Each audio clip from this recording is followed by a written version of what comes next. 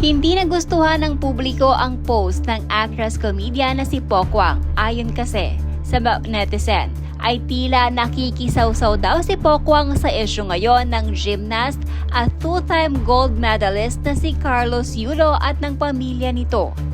Base kasi sa post ni Pokwang ay ano daw ba ang tawag sa girlfriend ng atleta na walang ginawa kundi sumunod?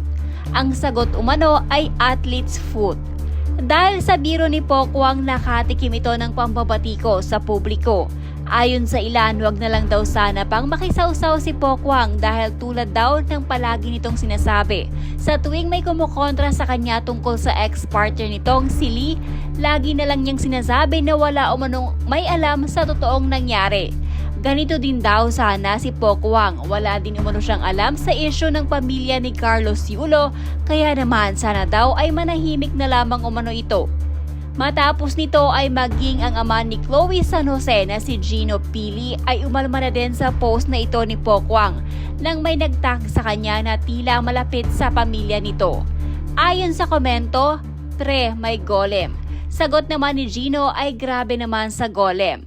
Kung ang golem na tinutukoy ng malapit sa pamilya ni Chloe at ang nasa Google ay isa, base sa description sa golem ng Google ay Golem refers in Jewish folklore to an artificial humanoid being endowed with life. It can also refer to someone or something, such as a robot, resembling such a being. She came to regard her punctilious supervisor as a golem who never had an unprogrammed thought in his life. Samantala, ayon sa naging interview kay Carlos Yulo ng One Balita Pilipinas, sinabi nitong malaki umano ang naitulong sa kanya ng kanyang partner na si Chloe San Jose. Dahil naalagaan umano ni Chloe ang kanyang mental health.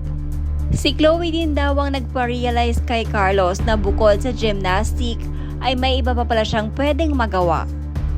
Sa isang interview rin, sinabi mo, kasama mo sa journey ito si Chloe, sinabi mo na siya ang nakapag-bloom sa'yo and made you realize na marami kang pwedeng gawin at hindi ng gymnastics.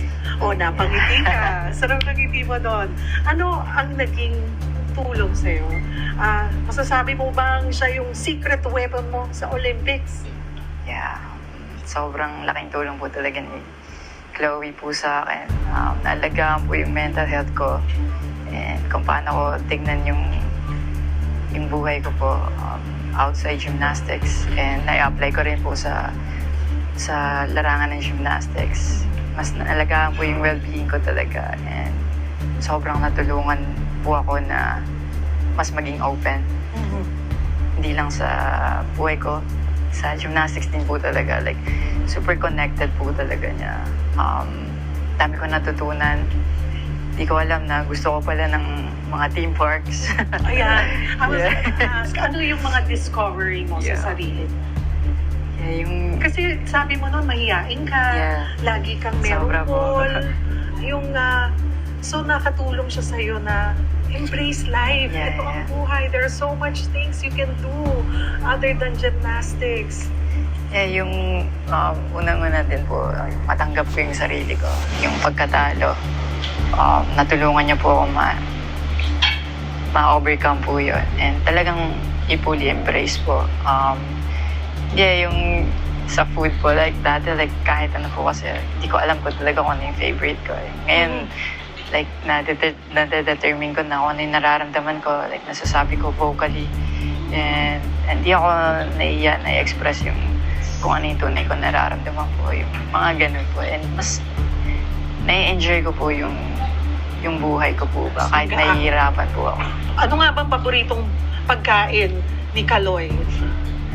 What do you enjoy most? Sa Filipino food po, sinigang po talaga. Sinigang? Anong klaseng sinigang? Kahit anong sinigang? Yeah, kahit ano po. Basta hindi po yung isda po. Basta hindi. Yeah. Basta hindi isda. And sa iba naman, steak po. Steak? Sarap pa pala yung steak talaga. Masarap po pala. Talaga. Totoo naman talaga, pag feel mo na mahal ka ng tao tapos supportive pa, mas gaganahan talaga mabuhay, lalo na mag-excel na mga gusto mo.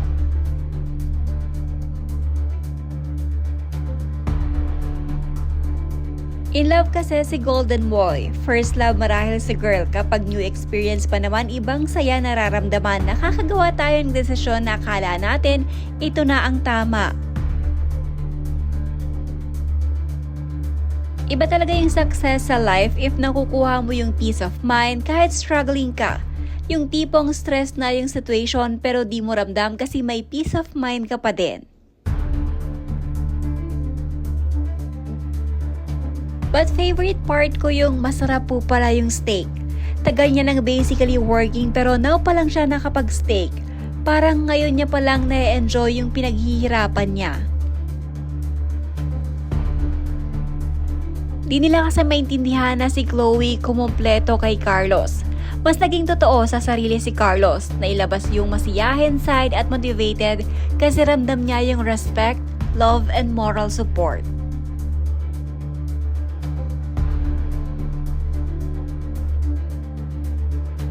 Parang si Chloe yung naging escape niya from her mother. Mas nakilala niya self niya when he go out from his comfort zone. Dapat di ka nagjo-joke ng ganyan if alam mong may napait kang napagdaanan noon kasi naisip ng iba yung napagdaanan mo before. Parang hala siya te. Feeling relevant si Ante. Sa interview nga, laging binabanggit ex-husband niya. Mga artista, galit na galit pinag-uusapang private life nila pero lakas sumausaw.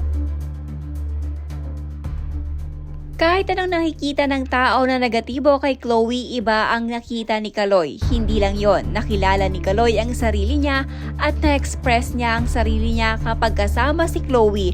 Hayaan natin sila. Sa totoo lang, minsan sa hindi mo pa kadugo matatagpuan ang tunay na pamilya. Yung sa kanila mo mararamdaman yung suporta at totoong pagmamahal na hindi maibigay ng tunay mong pamilya. Nakakalungkot pero ang totoo na mas kilala pa ng barkada nila yung mga anak natin kesa tayo mismo na mga magulang. Bakit? Kasi sobrang strict natin. Tingin ng mga anak natin sa atin is nega. Yung nanay niya kasi gusto palaging gold na kukuha ni Kaloy. Siguro nasasaktan din siya pag nagdidismaya nanay niya pag nakakakuha lang siya ng silver. Deserve mo maging masaya. Stay strong sa inyong dalawa. Sana maging okay na din kayo ng pamilya mo at maging okay na si nanay mo at jowa mo. You can see how happy he is whenever he's with Ate Chloe. They can never make me hate you, Ate Chloe. He's beginning to learn more about himself. That's great maturity. Takes time, and as a mom, I would be happy to see him grow even if that means being away from family.